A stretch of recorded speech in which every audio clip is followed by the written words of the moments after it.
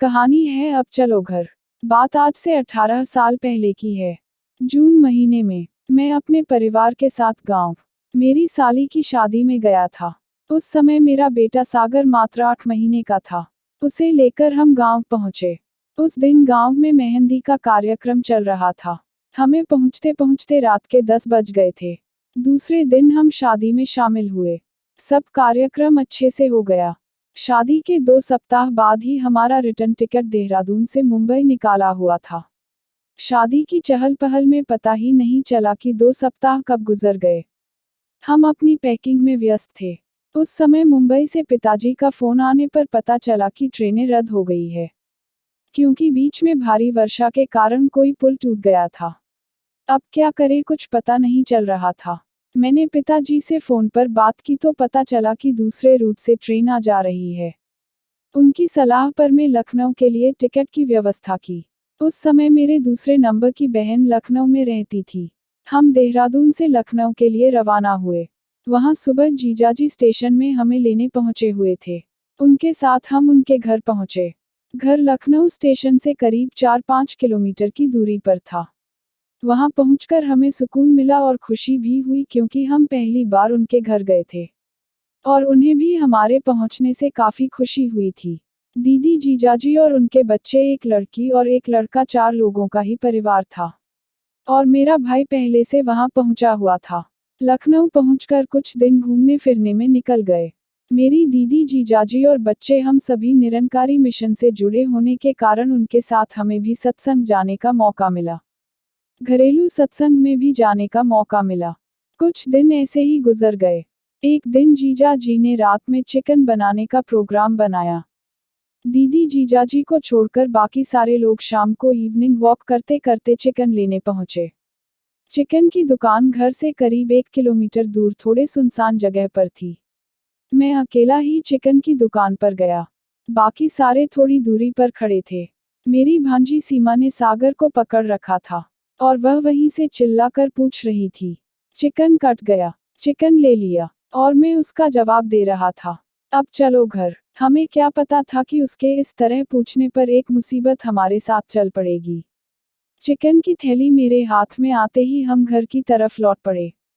घर लौटते वक्त का वातावरण शांत हो गया था। कोई मस्ती मजाक नहीं हो रही थी। बत्ती का समय भी हो गया था।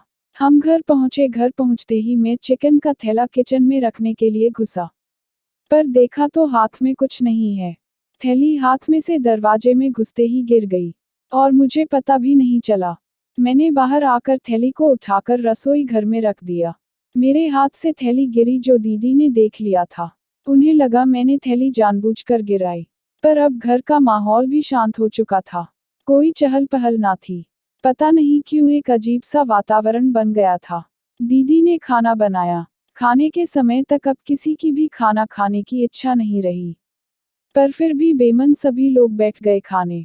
वैसे तो घर में चिकन बने तो दूर लोगों को भी पता लग जाता है उसकी खुशबू से, पर आज खाने में जरा भी खुशबू नहीं थी। हम सब घेरा बनाकर खाना खाने बैठ गए। सागर बिस्तर में सोया हुआ था। अब हम खाना खा रहे थे।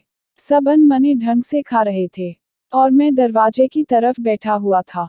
मैं किसी से बात नहीं कर रहा था। मैं चुपचाप खाए जा रहा था। जिसने भी चिकन नहीं खाया, उसने मेरी थाली में डाल दिया और मैं बिना कुछ कहे खा रहा था, जैसे मैं किसी को अपने आसपास महसूस कर रहा हूं। इतने में सागर, मेरा लड़का, जोर से चीख पड़ा। उसकी आवाज के पीछे हमें किसी औरत के चीखने की आवाज लगी। जीजाजी ने तुरंत उसके ऊपर हाथ रख दिया और उसे थपकी देने लगे। मैं अभी खाना खा रहा था और दरवाजे की तरफ घूरे जा रहा था। दीदी, जीजाजी और प्रीति सभी को उस औरत की चीख सुनाई दी थी। इसमें सीमा ने कहा, यह क्या था? क्योंकि उसके चीखते ही सभी के रोंगटे खड़े हो गए थे। सीमा ने अपनी मामी से कहा। मेरी तरफ देखने को उन्हें कुछ आशंका हुई कि कुछ तो गड़बड़ है। सीमा ने मुझसे पूछा, क्या हुआ मामा? मैंने कुछ रिप्लाई नहीं दिया। तो दीदी और जीजाजी और छोटे भाई को लगा कि कुछ प्रॉब्लम हो गई है। सभी मुझसे पूछने लगे तो मैंने दरवाजे की तरफ इशारा करते हुए, वह खड़ी है दरवाजे पर और मुझे घूर रही है कि कैसे खा रहा हूं। वह अपना हिस्सा लेने आई हुई है। मैं भी खाकर उठ चुका था, पर सभी के रोंगटे खड़े थे। एक अजीब सी सिहरन थी सभी में। जीजाजी और छोटे भाई ने तुरंत बची खुची हड्डियां समेटकर थैली में भरी और तुरंत बाबा जी का नाम लेते हुए उसे फेंकने चले गए। उनके जाते ही सबकी सिहरन चली गई। सब नॉर्मल स्थिति में आ गए। कुछ ही देर में वह फेंक आए। आते ही उन्होंने कहा जैसे ही हमने थैली कचरे के डिब्बे की तरफ उछाली थी, अपने आप हवा में फट गई और कचरा वही डिब्बे के पास फैल गया। दीदी बर्तन धोकर वही हॉल में आ गई। सभी बैठकर सुमिरन करने लगे। मैं सागर के बगल में बेड पर लेट गया। बाकी लोग वहीं जमीन पर बैठकर सुमिरन कर रहे थे। मंगलाचरण। हे समर्थ परमात्मा, हे निर्गुण निरंकार, तू करता है जगत का, तू सबका आधार, कण कण में है बस रहा, तेरा रूप अपार, तीन काल है सत्य तू, मिथ्या है संसार, घट घट वासी है प्रभु, अविनाशी करतार, दया से तेरी हो सभी भव सागर से पार। जैसे ही मंगलाचरण में हम पहुंचे घट घट वासी, तब तक वह वापस आ गई और काफी गुस्से में। सागर फिर उसी औरत की आवाज में और जोर से चीखकर ऊपर उठने लगा। मैं उसके बाजू में ही लेटा था, सो मैंने तुरंत उसके ऊपर हाथ रखकर उसे बिस्तर में दबाए रखा। सभी मंगलाचरण आगे पढ़ रहे थे। अब वह साया जो नीचे बैठे थे उनके ऊपर से होते हुए किचन की तरफ गई। वह जिनके ऊपर से गई उसे उसकी अनुभूति हुई। उनके शरीर में एक कंपन और सिहरन सी हुई। उनके रोंगटे खड़े हो गए। जीजाजी को भैरो और दीदी के शरीर में काली आती है, तो भैरो और काली दोनों आ गए। सीमा को भी कुछ हो गया और वह भी जोर जोर से चिल्लाने लगी और निरंकार को याद करते हुए चरणामृत के छींटे मारने लगी। मैंने उन्हें बताया कि वह किचन में अपना हिस्सा लेने गई है, तो सारे किचन की तरफ भागे। किचन से बाहर ऊपर छत में उनके रोशनदान होने के कारण वह वहां से छत पर चली गई। पूरे घर में चरणामृत छिड़का गया।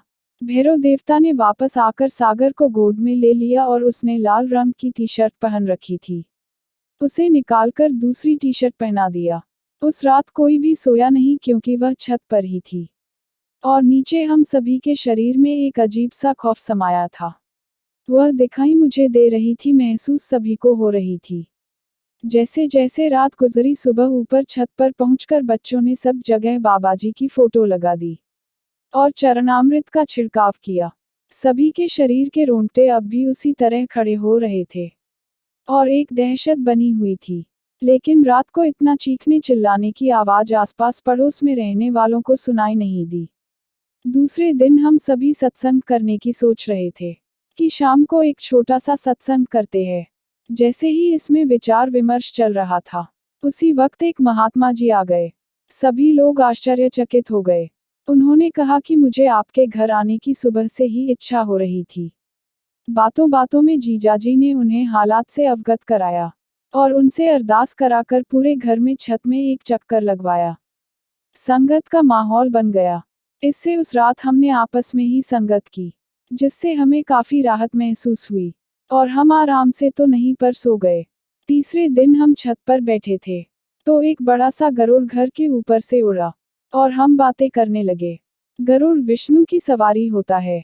तब इन सब लोगों ने मुझसे पूछा, अब यहाँ कुछ है? तो मुझे चारों तरफ से ऐसे लगा कि बाबा जी आ रहे हैं और कह रहे हैं कि अब चारों तरफ मैं ही हूँ, डरो नहीं। उस दिन से हम सभी को शांति मिली क्योंकि हम सभी बहुत डर गए थे।